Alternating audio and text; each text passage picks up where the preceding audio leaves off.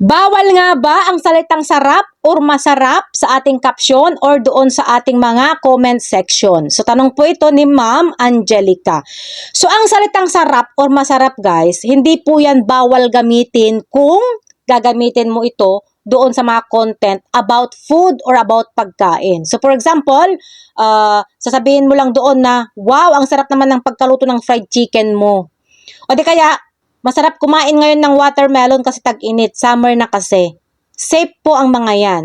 So meron po tayong dalawang dahilan guys kung bakit nagiging bawal ang salitang sarap or masarap doon sa ating mga content or sa comment section na pwede tayong magkaroon ng violation. Ang una, sexual context. So kapag ginamit mo ang salitang sarap or masarap doon sa mga picture ng mga tao, lalong-lalo na kung may bata yung picture na yan, or yung mga video na may mga magandang katawan, mga sexing katawan, mga kaakit-akit na katawan, bawal po yan. Nadedetect po yan ng AI ni Meta at pina-flag nila as sexual content.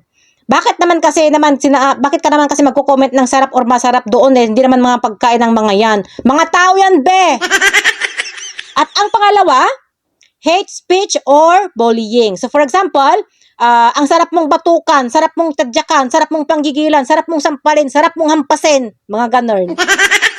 Hindi rin po pwede ang mga yan kay Meta guys dahil pananakot po ang mga yan na kahit pa alam naman natin na nakikipagbiruan tayo minsan.